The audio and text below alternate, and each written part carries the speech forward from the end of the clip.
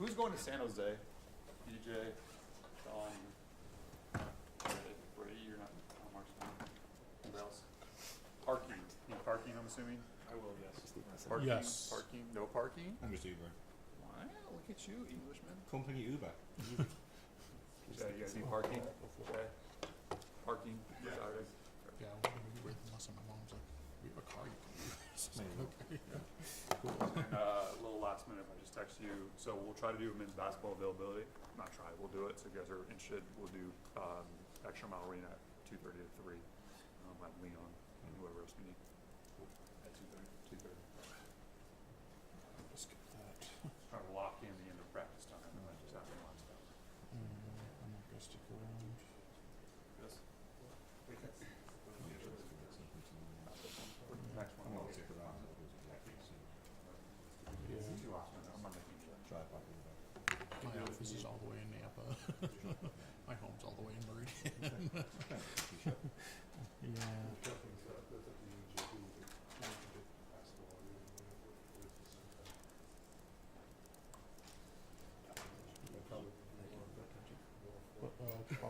It's probably just my water bottle. Oh, okay, that's actually what I was hoping it wasn't like athlete sweat. You're like, what? I can't rule it out. I did have my water bottle right up standing out here, so it might be. Yeah, it might go. That's best case scenario. Yeah. I mean, I'm not gonna rule out athlete's foot, but Athlete sweat. Would probably be helpful, but Family and authority, they sometimes congregate in this room. yeah, that's true. I don't think what money they obviously put you in. This is open your business. I'll just make it. It's just Corbin. I don't need a premium for that. Yeah, I think that's like an actual premium. Well, see,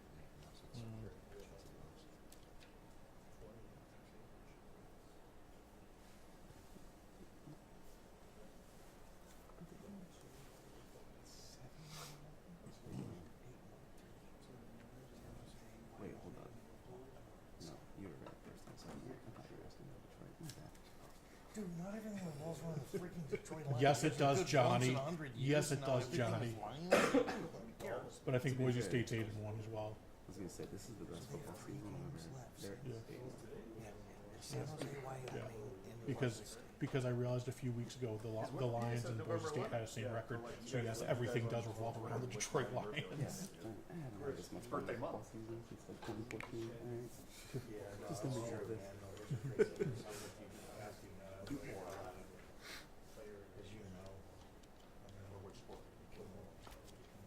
You can submit questions. I allow receipts to cash after all the trash check I got at halftime.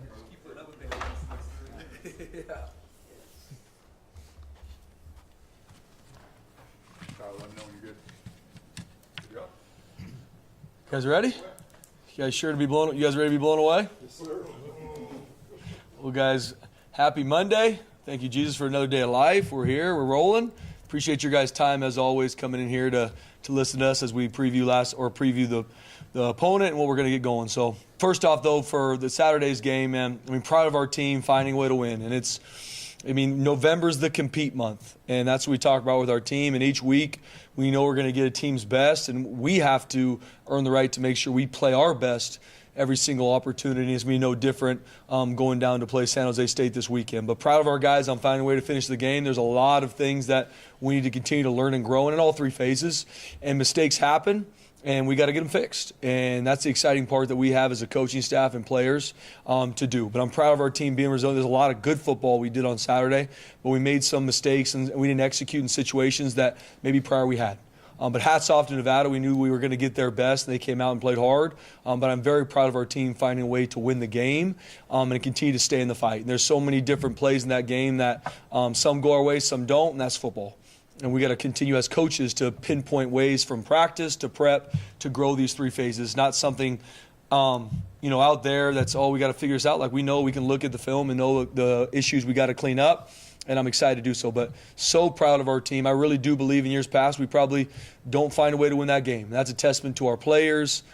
Stay in the fight. There was no frustration with our guys outside of maybe the initial play itself. Like, they stayed together, they stayed in the fight, and they found a way to win. So proud of our guys, and we know going forward that we have a huge test this Saturday versus San Jose State. I think the world of Coach Niumatalolo and their team, and so we know we need to be prepared and have our best week of practice to go in the right to play our best Saturday afternoon. So with that, open it up for questions.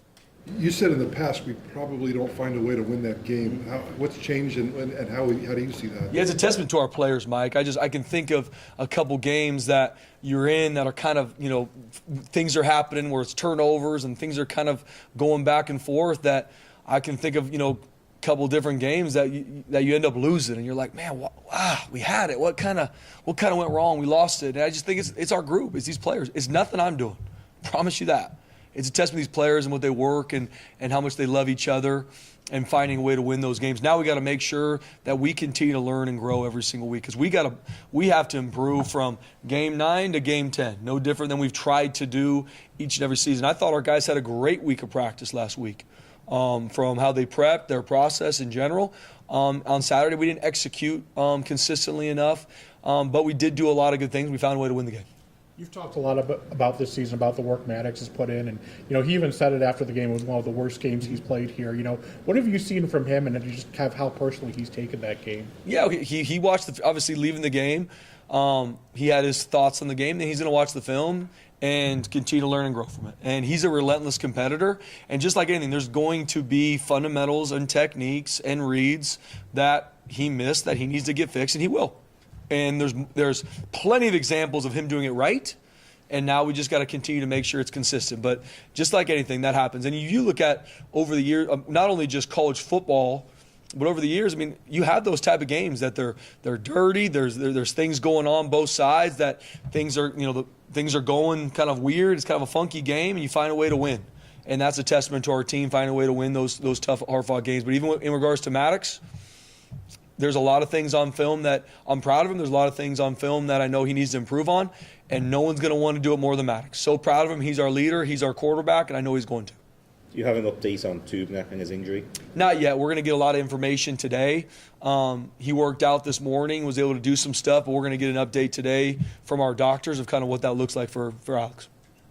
Spencer, that is kind of significant for a number of reasons.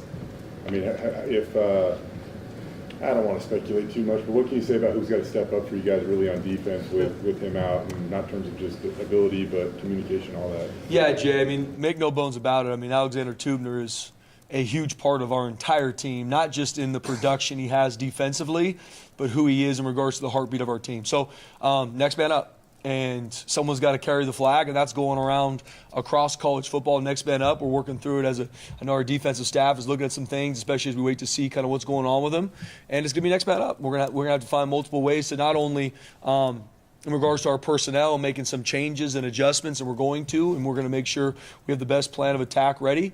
But it's also going to be the leadership part of it. And I know, knowing Tubes, he's going to be locked in every single thing he's doing, and he's going to be still a huge leader on our team as we wait to find out what's going on with him.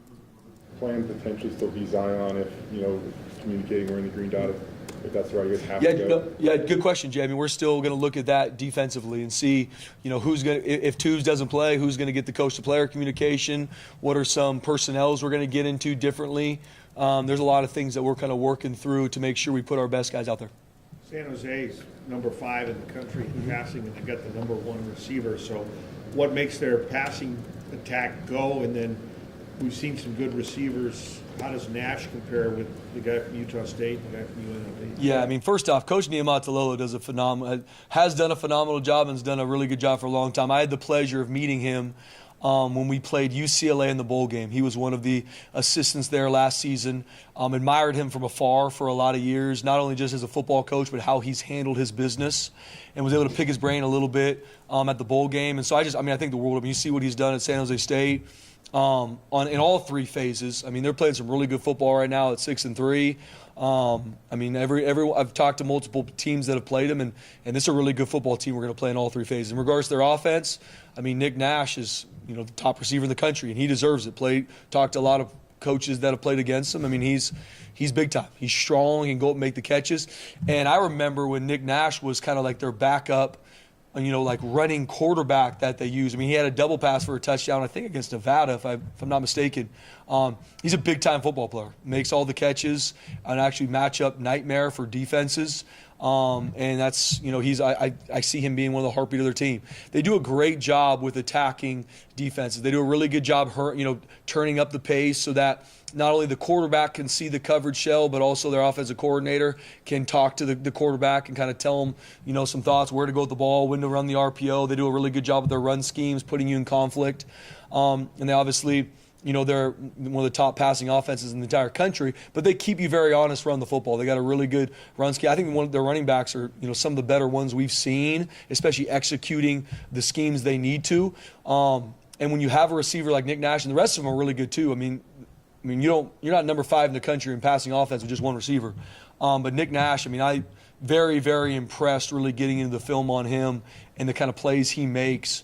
And like I said, I believe he's one of the heartbeat of their team. Defensively, I think they lead the nation in interceptions. That's a big-time stat. And first off, that shows the relentlessness with which this defense plays with. And Coach Odom's done a really good job for a long time. He does a great job rotating the front. They're fresh. They're on the attack. They get into a lot of different either A, pressures to max drops. They got one of the better corners on the West Coast. They got a couple safeties that can make all the tackles cover. Their linebackers can run sideline to sideline.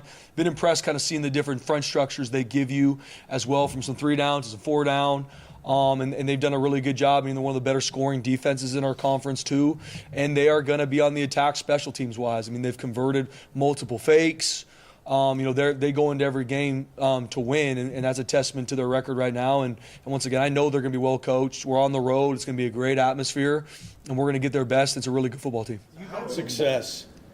How is Omarion doing? It seems like he stood up physically on Saturday night, and is this maybe one of those games where you try to replicate what you did against UNLV against White? Yeah, so, Omarion's playing some good football. There's some inconsistencies a little bit on Saturday, but, you talk about a guy, he had a big-time tackle on third, not just in his coverage ability. He had a big-time tackle on a 3rd and long on the tailback where he flew across from the middle of the field to get the tailback down and hold him up short and cause a punt. Omarion's playing at a high level. And he's going back home. He's from Northern California, so I know he's excited. But even talking to him this morning, he's like, Coach, it's all about San Jose State. I know I'm going to have a bunch of family member there, but it's all about San Jose State. So we're still looking. They move Nick Nash around a lot. He's in the slot. So I'm excited for our safeties and our nickels and our dimes and finding ways to create some different matchups with him. They've had 2 quarterbacks. I think Egat, I don't know if I'm saying that right, but he kind of has taken over. But what do you see from both of their quarterbacks? Yeah, I think, both of them can run this offense very efficiently. And I respect offenses that really know who they are, but they will attack you. And that's what I really respect about this offense is they're gonna run their stuff, and they're very efficient with it. They know how to coverage adjust all their routes, so there's always going to be open receivers, or they're going to get themselves in the best look. But they will run not only their run plays, but their pass concepts versus what has attacked our defense. I respect that. And so we got to do a really good job in our self-scout, looking at the things that have hurt us in the run game, obviously especially the pass game, because we will see those this Saturday. You mentioned the atmosphere. It's just kind of a different one with the one side with not really many seats, and then just kind of I think they only had 17,000 at their last home game. Yeah. What kind of challenge is that from a standpoint of maybe having to kind of bring your own energy? Yeah, we played there, BJ, back in 2019. And that's when they completely, I think at that point they just tore out the one side. So very similar setup. And I remember it being an atmosphere there. I don't remember what how many fans were there and what it was. Is it going to be as loud as Bronco Stadium or not? Who knows? But we are on the road. And I know when Boise State comes to town, that place will be packed out. They played really well at home this season. They played really well in general, but really well at home this season. From a decibel level and those kind of things, we'll see what comes out there. And if it's less than we expect, we'll be ready for crowd noise. It's my job as a head coach to make sure our team's ready for everything. Or if it's a situation where it's not as loud as we think, yeah, absolutely, we got to bring our own energy. It doesn't matter where we play. If it's at home, on the road, we got to be ready to go. And we got to make sure as a staff our players are ready for all sorts of environment. Might be a little bit of rain on Saturday. We got to be ready for those things. So that's my job as the head coach, BJ, to make sure either way, whatever the atmosphere is, our guys are prepared for both. You mentioned the turnovers with San Jose. What do they look like? What are the strengths of their defense? Yeah, I mean, first off, like I said, they're one of the top scoring defenses in our conference. So they do a really good job mixing up the personnel groups they use. They put players in a bunch of different spots, 3 down, 4 down looks. They've got really good pressures, and they got a lot of really good max drop type coverages to put quarterbacks in conflict. They did a really good job reading the quarterback too. I mean, when you lead the nation in interceptions, they're doing something really well. And the games that I've been able to watch today, I mean, they're also violent in regards to getting that ball out from forced fumbles. So it's a relentless defense. That's how they've been. I mean, same defensive quarter. I mean, it's 28-7. Last year we played them here on the Blue. And so, I mean, we know they're going to be relentless. We know they're going to have that chip on their shoulder in all 3 phases, and they're going to be very well coached. One receiver caught a pass against Nevada. What was that a result of when you watched the tape, Spencer? That's a good question, Johnny. I think it's just, one of those things that as you look at the game plans and how we're being attacked, how they want to attack a defense, it just comes down to coverages and where the ball goes. How nice was Good it question. to get Breezy back and have that running back depth? And do you kind of plan to get him more and more involved as the weeks go on? Yeah, absolutely. I mean, it's big time to have Breezy back. And he was able to practice last week, was able to play a little bit in the game, and we need his role to grow. And that's going to be a testament to his practice this week to continue to earn the trust of his coaches and teammates. But very excited to have Breezy back, and he's going to have a huge role. Was he kind of still on a limited count for this last game? No, we're very mindful of him with the amount of games he's missed with the injuries he's had from fall camp to now. But no, we didn't go in with the snap count. But we got to make sure his role grows. But that comes by how you practice. And for Breezy to be able to get in there and practice a lot this week and really cut it loose, he'll get more reps in the game. Ashton might not necessarily lead the country in snap count, Spencer. If you look at his last 4 games, he's gone like 36, 32, 34, 36 touches. Yep. 139 touches in a 4-game span. How uniquely gifted do you have to be to accumulate that total? Yeah, I mean, Ashton's special. Not only in how he plays this game, but with taking that amount of snaps and that amount of shots, which he does, to be able to prepare to do that week in, week out. That's a testament to his process, him in the training room, how he gets his body ready for those. And I've been asked a lot, like, what is that number? Don't go into games saying, hey, this is the most or this is the least. We got to find a way to win every single game we play, and that's every team we play is in the same situation as we are. And so it's always going to be an in-game situation of when we give him the ball, how we get the ball in the perimeter, how we can get the ball to different running backs.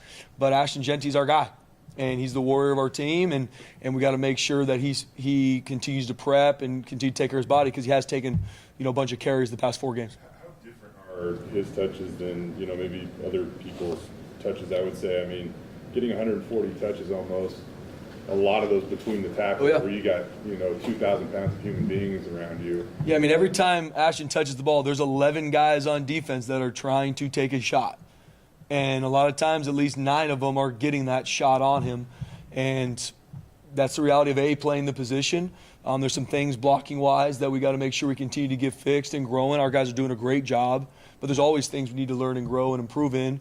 And his carries have been a lot. We've had to find ways to win these football games, and we're going to need to continue to do that. But we got to make sure we continue to get Breezy rolling too. Dylan Riley, Tyler Crow, get our receivers involved, our tight ends. We've got the weapons, and we got to continue to find ways to get them the ball. But, I mean, we run the football here. That's our mentality. Yes, we have Ashton Genty, who's the best player in the country, but we establish a run game here regardless of what a defense is showing us. With that brace he's wearing on his left arm, I mean, it looked like that was the hand he had with the fumble. I mean, how is that? How's he doing, I guess? How is that impacting things? Obviously, it's not slowing him down much at all, but, I mean, what's he dealing with? Yeah, BJ, I mean, by 9 games through the season, I mean, he's living in the training room, and that's a testament to who he is, his mentality. He's got the brace on his arm. Did that affect the fumble or not? On film, maybe, but I think it's still something we can get fixed with fundamentals and techniques, and that's how it is when you're running through the tackles. I mean, there's going to be hands and someone punching at the ball in all facets. We can't give the ball up there, and I know Ash is going to work to make sure that doesn't happen again. But I mean, he's been through a lot. I mean, he's an absolute warrior, and that's Ashton, that's Cage Casey, that's Ben Dooley, that's Ahmed. I mean, I can go through our whole team. When you get to this point in the season, yes, the amount of carries and shots that Ashton takes is probably different than anybody else on our team. I'm not crazy to see that different, but I mean, Our team's got to find a way to live in the training room. Our team's beat up. I promise you, San Jose State team's probably beat up. Every team is in that situation. We've got injuries. Other teams got injuries. It's next man up. Carry the flag. No one's going to feel sorry for any team that maybe has an injury or team that's banged up. So that's my message to our team is, guys, we got to find a way to make sure our process is the best it's been this week. But going back to your question, BJ, I mean, he's fighting through everything, man. He's a warrior. He's going to live in the training room to play his best football this Saturday. Dirk's play calling style. Earlier this season, Madsen has I think a negative play, and he comes back with 2 long pass plays. In the past, Dirk Cutter has 4th and 1, and he throws the ball. Saturday at the goal line situation, maybe a traditional run, he throws the ball. Do you like Dirk Cutter kind of catching people off guard? Of course you do, but how would you describe his play calling mentality and his style? Yeah, Coach Cutter's on the attack. That's my best way to talk about our offense is we are on the attack. Everything we do is to attack a defense. I know that kind of sounds maybe out there, but that's what we do on 1st down, 2nd down, 3rd down, 4th down.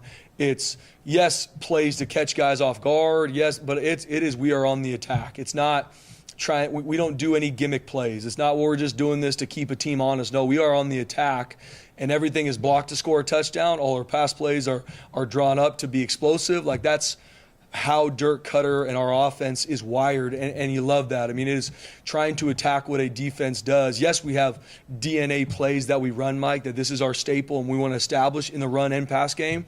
And in critical downs, we're going to be on the attack too. From goal line to 4th down like we brought up, it's we're going to use our best stuff. Some games, that's run the football. Some games in those critical downs, it might be throwing it. It's really dependent on what our game plan is and what we're seeing from defenses. Have you ever come in over the top and said, no, I want to do this, or does he every play? I haven't. No, guys, and that's really in all 3 phases. I'll have conversations with guys, but I empower our coaches.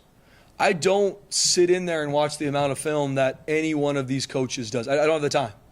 I'm around our players. I'm focused on their training, their nutrition, their school, their life, recruiting. That's what this place needs me to do. I'm focused. I'm all chips on the table with our players. Yes, I watch the film. Yes, I'm in it, but not to the extent our coaches do. And so even in post-series, we'll have conversations about some things maybe I saw and some things, but in critical moments, I trust them. I want to empower them to where they've done the work. They've watched the film. They know our players. They know what the next thing they want to get to. And if that's what they call it. Let's roll. We got 11 guys. They got 11 guys. Let's go execute. And that's my mentality, BJ. I'm not out there to overthink our coaches. Obviously, after a game, we're going to look at where we're inefficient and where we can improve on. And if something comes up after a game, we're going to have those conversations to see, hey, what are we thinking here? This is some thoughts that I have.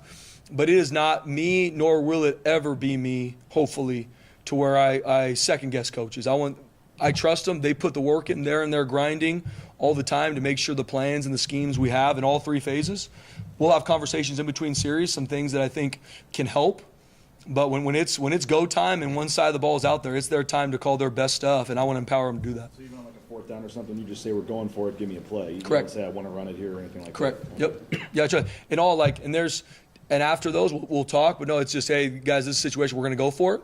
And I want Dirk or Chins or Stacy in those situations to make their best call. And if they ask me, I'm going to give them my thoughts. But I empower our coaches. Like I said, I trust them. I know the work they put in. I know the film they watch. I know they know our players. And I want them to call their best stuff. Defense, obviously your defensive background really well. You've game planned for star running backs before. And you're seeing how Genty is game planned against. What have you noticed that maybe is happening week in, week out, schematically against Genty that you didn't see the first couple, 3-4 weeks? Yeah, I think even to start the season, and it's not like all of a sudden defenses have completely changed, like, oh, we got this running back out of nowhere. Georgia Southern Oregon knew very well about Ashton Genty. But you're getting a defense, without question, you're going to get your defense's best base run schemes, whatever that is. If they're a 4 down, 3 down, whatever that might be, you're going to get their best run schemes. You're also going to get their best run pressures off of that, stop what we do and to find ways to get extra hats to the football, because it is on film. One hat is not always going to do it.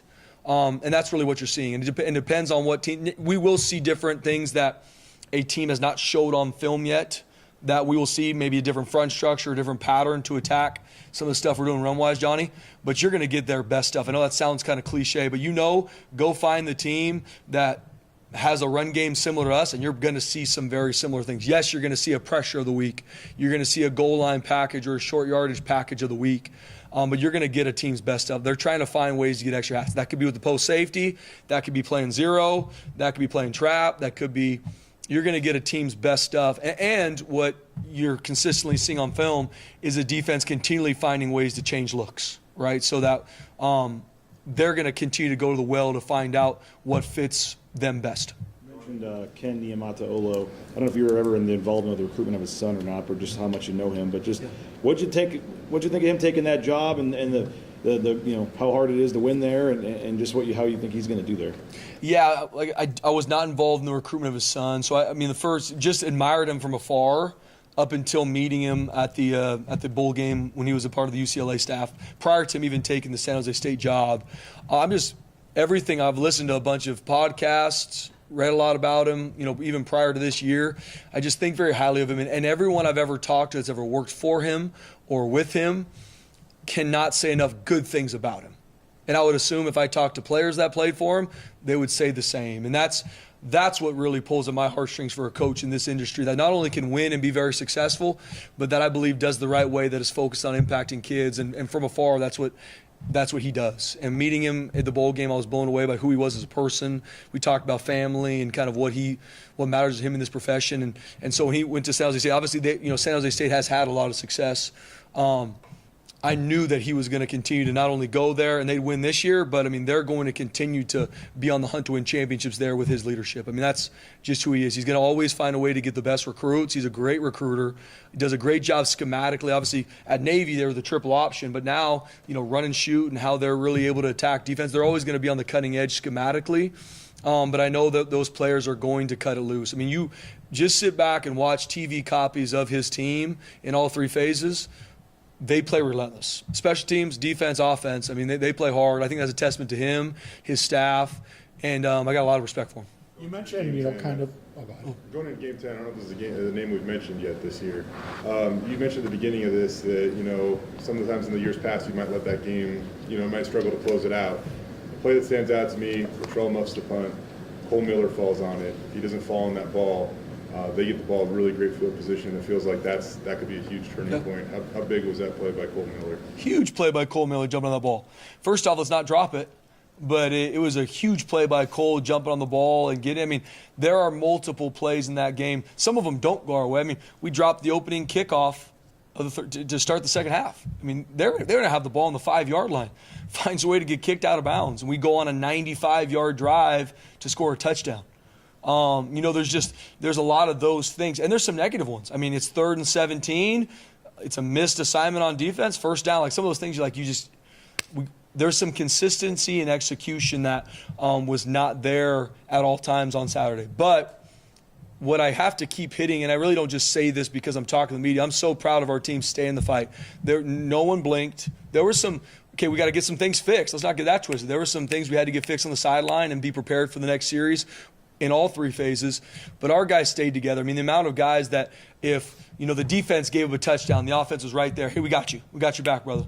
The turnover happens. The 2 turnovers. Defense is right there. Hey, we're going to go put the fire out, man. Come on, we got you guys back.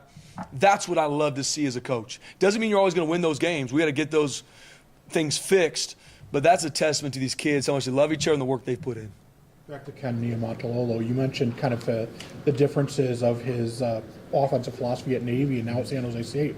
As a coach, how hard is it to kind of change like that and especially do it as seamlessly as he's made it seem to be? Yeah, and I wasn't a part of, obviously, the situations and the decisions he made on what offense or defense or special teams to go with. But knowing just about him, he hired really good coaches. And I believe in a very same model, like hire really good coaches and let them go put those plans into action. And that's what I believe he did. And I'm sure he's involved in all three phases. He's a brilliant football mind. But he hired really good coordinators that can go put these plans into motion regardless what the schemes are. They're going to be very efficient. They have been. How about just the continued progress of a guy like Ty Benefield, how he's coming along? And, how his play has kind of steadied over the season too. Yeah, Ty Benefield's playing really well. And especially the position he plays at safety, if there is ever a mistake, everybody knows, right? And that's the reality of playing safety and playing DB is if the D lineman's wrong, no one in the country is going to know. We will. We'll get it fixed. But that's the razor's edge you live on when you play defensive back. Ty Benefield's a big-time football player for us. Not only in how he practices, how he preps, how he leads, how he communicates, but we put a lot on him from coverage to run fits to checks. We put a lot on him, and this young man is relentless at how he preps. He consistently at practice leads our GPS loads. We rank, all our guys consistently from fall camp to now is always number one on the GPS loads because of how he practices, how relentless he is at practice to get to the football, make the plays. I joke with him. We have those Thursday practices for us is more of a walk-through tempo.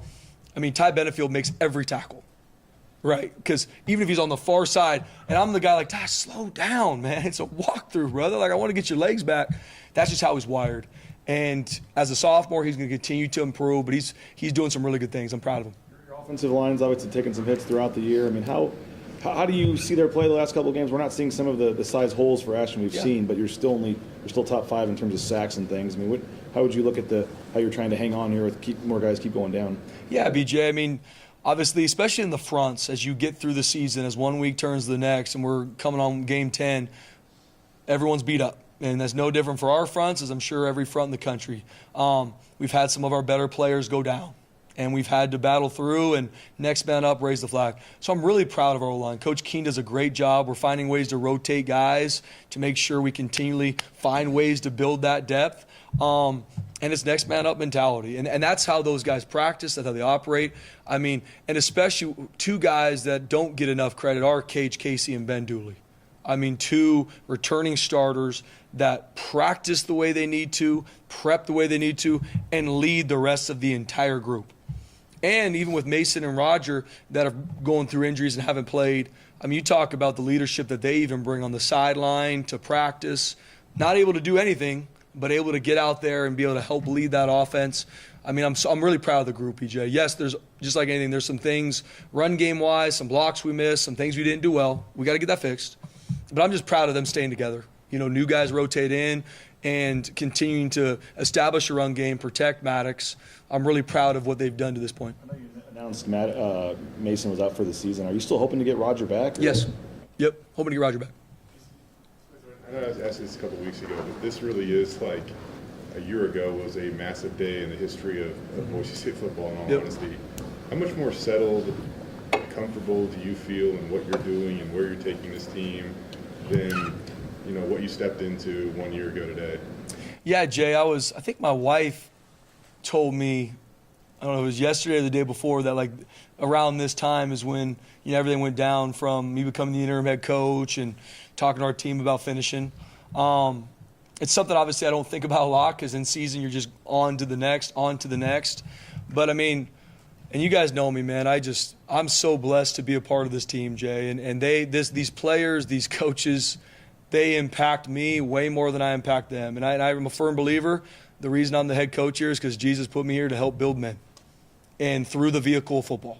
People might not like that I say that, but that's really my heart. And I love these kids, and I'm so blessed to be around them every single day to use this game of football to help develop them to be champions in life. And I tell recruits no different. Here, we will build champions first. And then while doing that, focus on winning championships, not the other way around. I also believe the more you build champions, the more you will win championships too, and also in life. But I know, sorry, I kind of went off there for a second, but I'm so blessed to be a part of this, Jay, and so excited where this team not only is at, but even just so called to this place. Feel like my family's called to be here, and just where we're going to continue to push forward in the future here at Boise State football and in this city and in the state. I'm very excited. And obviously we still got a lot of work to do. For me, I'm such a head-down process, what is next. I don't spend much time at all to kind of think about where we're at and what happened last year and how it's a year in. But when my wife brought that up to me, it did bring back a lot of emotions, just what's happened and where we're at now and where we need to continue to push forward to, and excited to keep learning and growing. Thanks, Coach. Thanks. Appreciate it, guys. Who's all coming to San Jose State? BJ and anybody else? Bob? You got a couple? Okay. Good. BJ asked a question, elephant in the room. It's not his birthday. Spencer's birthday. Yeah. Brent McMurphy's been. Is that what happened? Because I've been getting texts happy birthday, and I'm like, When you're a head coach, you actually get a birthday every 10 days. yeah. I had a couple of coaching buddies that text me, happy birthday, brother, have a great one. And I'm like, thanks. Wikipedia says November 11th. Is it really? Hey, I love it, man. I get 2 birthdays, Mike. I'm in. When's the real one? November 2nd, so it was last week. Thanks for the text. Appreciate it. That's why I felt bad. I was like, See you, fellas. I'll take 2 birthdays. Yeah, he's the first. He told me all the time. Yeah.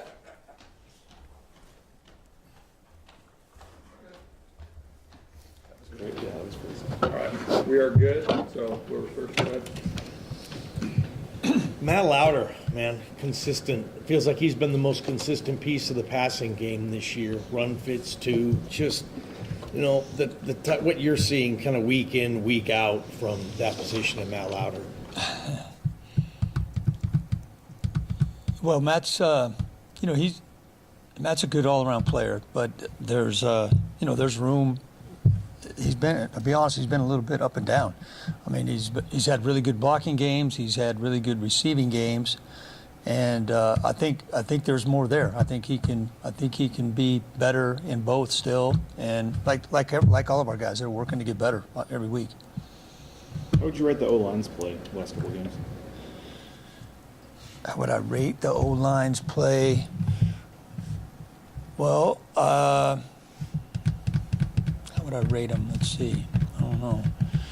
Good enough to be 8-1 or whatever our record is, but. You just had some guys go down with injuries and stuff, and just kind of continuing to have to fill in that. Yeah. I mean, we played without 3 starters at times this year, so the fact that it's hard to have depth at that position, and also we're basically on our 3rd center right now. We're rotating 2 guys at right guard. A week ago, we rotated 2 guys at right tackle. The stalwarts there are 66 and 77. Those 2 guys are playing at a all-conference level, a caliber level. 2 really good players, and we have to like everything else. You gotta play to your strengths and hide your weaknesses. A lot's been talked about this year about how Maddox has, put it on himself to just improve every week. And, I'm sure you're not surprised that he came out and, said, this was one of his worst games he's played here. What have you seen in the way he's responded since Saturday's game? Well, I haven't really seen him that much since Saturday, to be honest with you. We kind of go our separate ways till this afternoon, and we'll connect more here this afternoon. But that doesn't surprise me that he said that. But, Maddox, he did a lot of good things in that game. I mean, some of the things he did running the football, was helped us a lot in the running game. The quarterback run game, the keep, the QB draw, the speed option that we scored on. He's doing some good stuff out there. The passing game, you'd be surprised if you really looked at all those passes. Sure, Mad Dog, he threw that interception. That was on him all the way, and sure he would own that. But we had a couple drops, we had a couple missed protections, we had a couple routes run the wrong way, and the quarterback's the one that's left holding the ball on all those. So we have to be better across the board in the pass game. That starts with me, obviously. With just one wide receiver getting catches in that game, is that just a product of the defense you're getting, a product of the game itself? Or I'm sure you'd rather have more wide receivers. Yeah, we need to get our wideouts more involved for sure. But you say only one caught it. How many dropped? Are we counting those 2 or? You guys are going to find whatever we did wrong and beat that up. Remember, the object of the game is to get 1 more point than the other team, and we did fine in that respect. When it comes to Ashton, I don't care how often you give him the ball. But you go, what is it? It's like 34, 36, 33, and 36 touches. Just for a guy to do that between the tackles so often, what does it take? How unique is that? I'm assuming in the NFL, but heck, that 140 touches in 4 games, it's probably been a long time since something like that happened. But how unique is that? Yeah, we talked about this many times. Ash averaged 22 touches a game last year. Our goal this year was 25. He's at 28 right now. But again, the object of the game is to win. So he's had games where he was way under that number, and the last few we've needed him. We've needed him. We've also had some injuries at tailback. We've lost our second and third tailbacks have been gone for most of the season, and God bless the guys who have stepped up to fill in. But it's like other positions. I mean, you got to do what you got to do to win the game. And you asked me what I would say about it. I would say that guy's a pretty good football player. That's what I'd say. Along those lines, like how nice was it to get Breezy back? And Spencer was saying he's working his way back in there. Once he gets fully back in there, how much can he help this offense? Yeah, he can definitely help. And he had his best week of practice, really, to be honest, since fall camp. I mean, he just has been banged up. It's nothing he did wrong. I mean, no one's mad at a guy for being hurt, but it just at this time of the season he's missed a lot of football, and it takes some time to get back. And he had a couple good plays in the game, and he had a couple not so good in the game, and that's probably to be expected, just based on how much time he's missed. We talked a little bit about development last week with the quarterback position, and for a kid like Maddox not to get down on himself. Like, how much time or effort do you need to kind of put into that, and is it hard for him to flush things?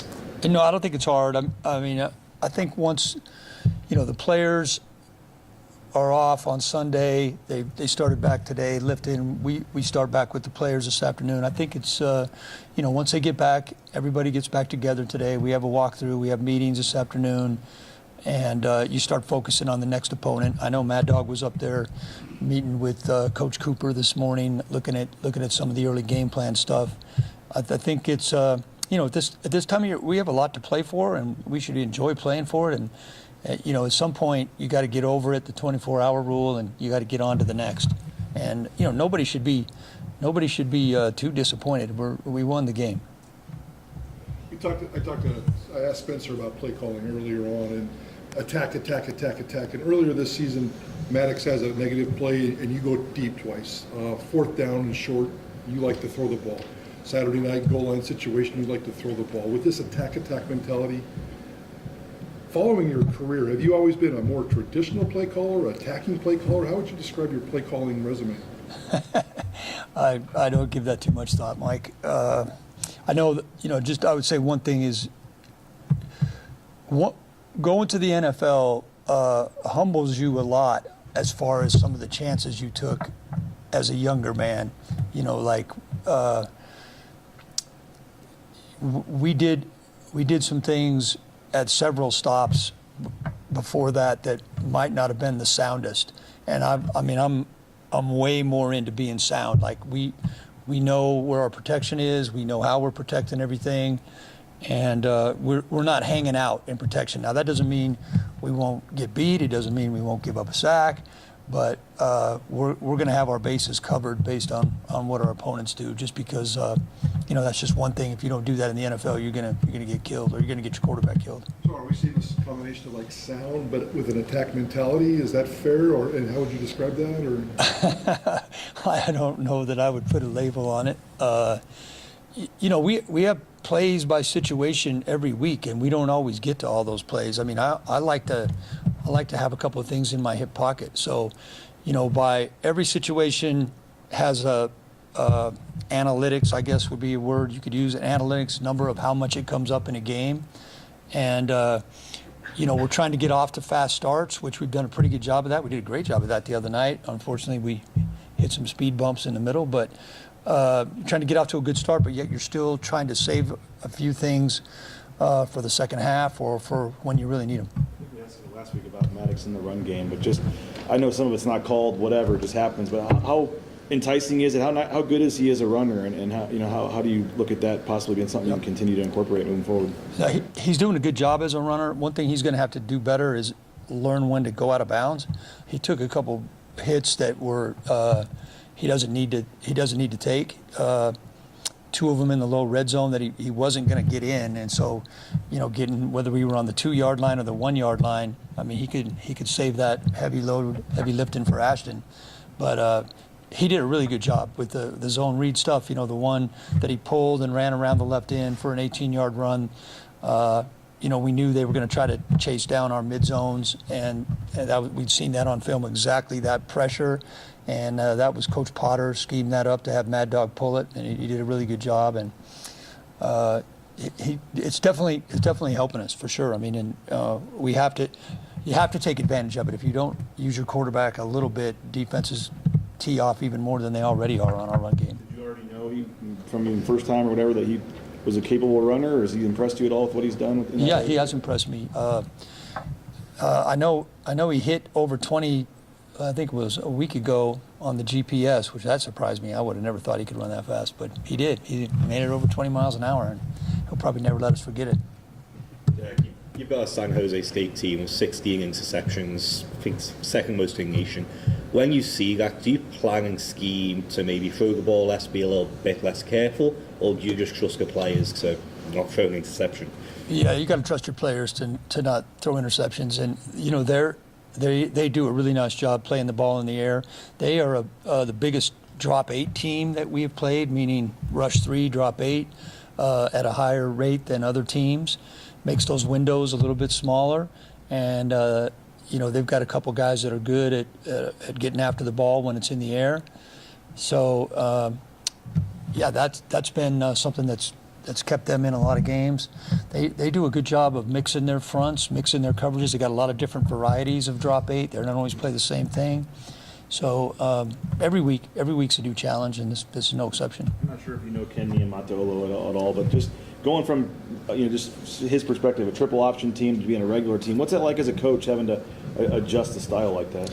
Yeah, no, that's impressive. The only game that I watched them on TV was the Washington State game, which was the double overtime game. That was a really fun game to watch, and I was very impressed with obviously their wide receiver and the way they threw the ball around that night. And I'm now watching all their games on defense, and I didn't realize that they were as diverse as they are on defense. They give you a lot of different groups, and but yeah, hats off to Coach. He, San Jose hasn't typically been a football powerhouse, but if you look at what they've done this year, they've been right there in every game. They could easily be 8-1 or 9-1. The season's a grind. What's your most enjoyable part of the week? Is it game planning? 12:46 on Monday. I know that one. No. But what kind of is it for you? And is the answer different from college to the NFL? And that part's the same. It's just such an up and down because at the beginning of the week, it just seems like a insurmountable to get all the film watched, get it organized, get the game plan put together. And Tuesdays and Wednesdays, your hard practice days. Thursday and Friday, you polish it up. Saturday, you play the game, you go in the locker room, you take a big exhale, you're happy, you go home, you get a quick night's sleep, and you're right back in here Sunday starting all over again. So just like what we talked about with the players. I mean, you gotta flush it, and you gotta move to the next. And when you're winning, that definitely makes it more enjoyable than when you're not. But it's just the longer the season goes, the more the grind, because you gotta watch all the tape. What would it mean to you? I followed your career, Dirk, like to go to the playoffs, maybe win a game, maybe coach a Heisman Trophy winner. I mean, what would that mean to you, man? Well, I think it just would mean a lot for Boise State football, number one. I mean, I go back a long way with Boise State. Go back to when I played on the green turf at that time, Highland versus Bora, and there are 5,000 or 6,000 people in Bronco Stadium, and a full house was 19,000, and now to see 37,000 in there, that was so cool the other night with the blackout and with the lights and everything. It was such an awesome look for the stadium. And just to see, Boise State from winning a national championship in 1AA in 1980, winning in Division II to 1AA to Division I to the Fiesta Bowl wins, and now the first year of the college playoff. It's just, this program has been so resilient and high expectations from the fans and the media, and obviously that's permeated itself into the players and the coaches, and it would be very cool, either one of those things. But all we got to do. Spencer does an awesome job of keeping these guys on. It's handle our business this week. That's all we can worry about. Great, thanks, guys. All right. Thanks.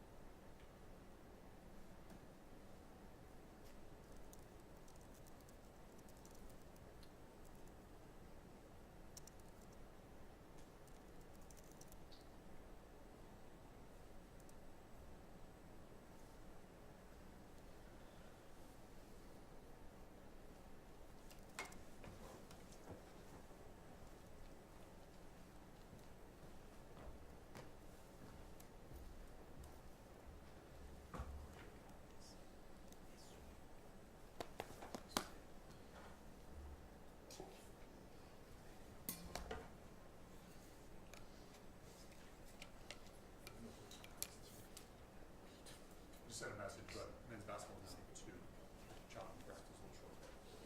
Where are we doing that at? It's playing for extra mile, but we'll enter his facility and then determine if we need to go to practice court or extra mile.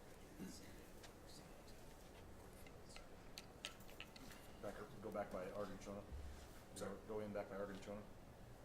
Go back around there.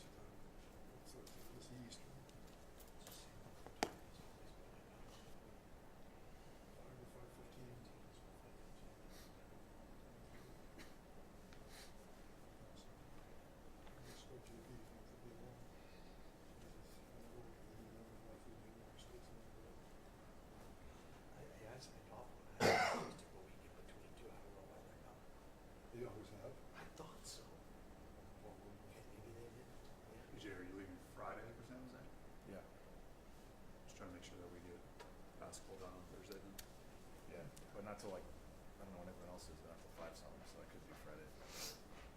Really the ones on.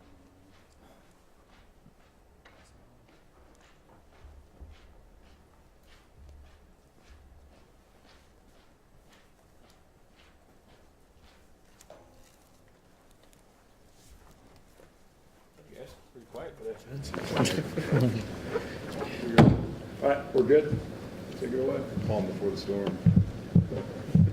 You expect Amarion to be asking you all week to let him shadow Nash wherever he goes. I know that worked with Ricky White.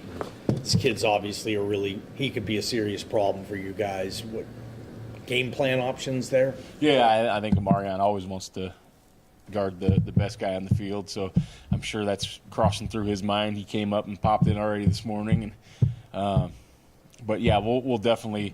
There's always got to find a way to take care of who their best personnel is and what they do best, and obviously he's a really good football player. Statistically, literally the number 1 receiver in the nation. What's the challenge like, and how I don't know if exciting is the right word, but how much do you guys embrace going in that challenge? Yeah, I think when you're when you view yourself as a really good defender, as a really good defense, as a really good team, you embrace those challenges. Some weeks it's going to be in the run game, some weeks it's going to be the quarterback, some weeks it's going to be a receiver. This week we got the opportunity to play a really good receiver. I think we looked this morning. I think he's trying to hit the Triple Crown. I think he might be number 1 in yards, catches, and touchdowns right now. So obviously a very, very good football player. Obviously they've done a really good job scheming with him, and then we've got to do some things to help our guys out, just versus their scheme and versus that personnel. We kind of say it with Genty, you know, when teams try to stop him, but for teams to know about him, game plan against him, whatever, and he still averages almost 10 catches, 130 yards, and a touchdown every game. I mean, just how good is he? Ashton? No. Oh. Nick Nash. I'm saying we see it from the other side. I was like, Ashton's really good. No, I'm saying teams try to stop Genty and they still can't. And I mean, teams are obviously game planning to stop Nash, and they haven't been able to yet. When he's averaging 10 catches, 130 yards, and a touchdown every game. Yeah, I don't know. I think, you know, if you limit him under double-digit catches, and he's still going to get the ball. Like that's very clear. They're going to find a way to get him the football. I don't think you can truly take him out of the game because he plays the slot receiver, because you have some run fit issues. Like it's a little harder than when somebody's like an X to take him out. So he's going to get catches like that's going to happen. We just got to limit those. A lot of his yards, even you watch on film, people almost have a bracket on him, and he makes one guy miss. Anytime you've got brackets on somebody, everybody's eyes are looking away from that ball, so you've got to do a really good job of tackling, and even if he catches the ball, to limit those yards after catch. You can't let one of those get explosive just because there's so many eyes everywhere else. So I think that, you know, obviously he's going to have a couple catches. They have to get him touches on the ball, but how can you limit his yards after catch, and how can you limit those catches to a manageable number? They've been able to get the ball to him with two different quarterbacks now. Just what do you see from both their quarterbacks, and kind of what's the difference in play between them? Yeah, I think they've both done a really good job, and I think, you know, just like I know their offensive coordinator, I've known him for a while. You know, growing up in the run and shoot, coaching the run and shoot, all those kind of things, you find a way that system. Not to say that these guys are system quarterbacks; they're very good players. They've both done it, but in that system, when the quarterback is on the same page with those receivers, when the timing is really good, when the leverage reads are really good, those quarterbacks, those receivers have a way to find each other.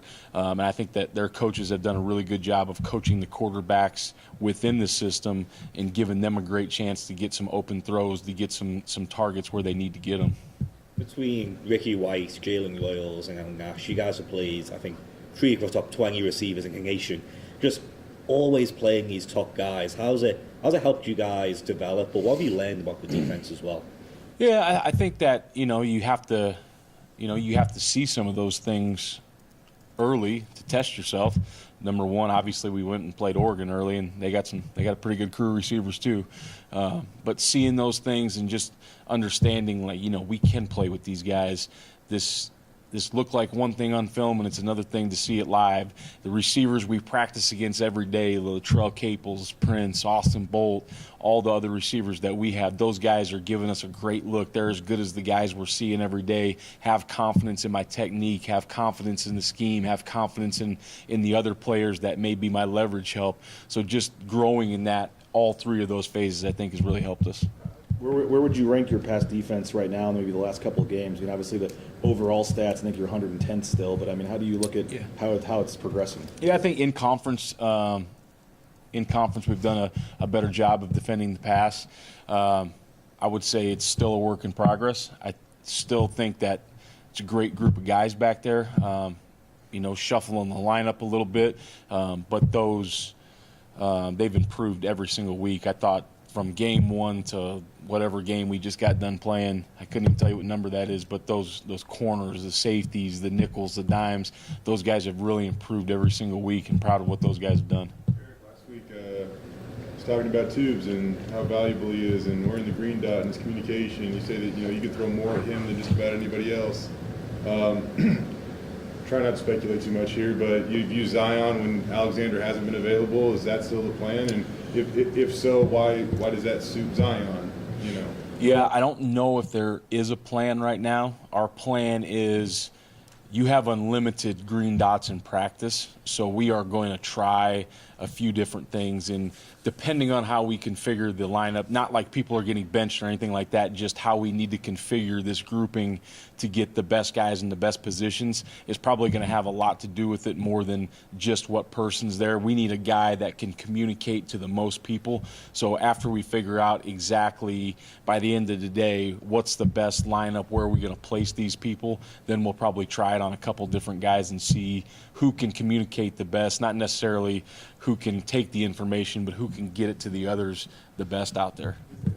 In a way, like your options are somewhat limited though, right? Because I mean, if you look at like snap count and stuff like that, I mean, it was like Zion, Tubes, and Ty. Like you got to have your green dot on the field, obviously, right? For most of, if not all, your defensive plays, I would assume. Like it would be harder to rotate in a game, I would assume, right? Yeah, but now you're going to have someone, replacing Alexander. Hopefully we'll get that MRI back and he'll be fine. Hopefully he'll be out there. That'd be awesome. But if somebody has to replace him, then that person's probably going to have to play a bulk of the game, and they could potentially wear it as well. What does he bring most to the table? And again, not trying to speculate, but if he's not out there, what do you lose most, or what's hardest that you have to replace? I mean, there's a lot. His knowledge, his effort, seems like if something's about to happen that maybe is not a correct fit, or even against, even against San Diego State, they ran that hook and ladder versus man coverage. Like, that's not what you want to be in. And he came and sucked that thing up all the way from across the field. Like, he covers up a lot of that. Not to mention the fact, like, I can tell him stuff in the green dot, like, hey, run up quick and tell the D-line X. And he'll run up there and he'll tell those guys, you know what I mean? Like, that's going to be a lot for some other guys. So the information we give him, whoever's wearing that green dot, will probably be limited compared to what it was to Tubes. Not to say you're going to change your whole scheme ever, but Michael Callahan was telling me last week you guys do a lot of what you do because he can play safety, linebacker. He's just so versatile. So what challenge, if a guy like that is out, what does that force you to have to do defensively in terms of changing things? Well, I think, this is a different style of offense anyway, so, you have to do kind of what you need to do each and every week. But, Shea's went in there 2 games and operated really good kind of at that spot. And if that's what we need to do this week with Shea, he'll do a great job. He's a thick, strong kid. He's physical. He can play the safety spot. He can kind of play that overhang linebacker spot as well. But I think he's done a great job when he's went in there for Tubes. How about Marco? I mean, it's been a few weeks since we got asked about him directly, but his amount he plays, because what you guys do probably is a little bit less than what he expected maybe going into the season. But he always seems to do something good for you guys when he's on the field. There's no doubt about it. You would be hard pressed to find a clip where Marco is out of position. Hard pressed to find a clip where he is not doing his job. And as we all know in football, when you do your job really well, plays seem to come to you. And I don't think he does anything extraordinary. He does the ordinary things extraordinarily.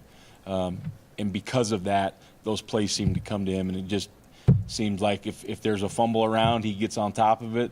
If there's a tackle that needs to be made, he makes that tackle. So, Marco's very, very important to this defense, very important to this team. He's playing special teams right now. And Marco is as good as any player on our defense.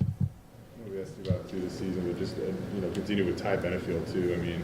He's still such a young kid, but his play continues to get more and more steady, it seems. Yeah, he's a special player.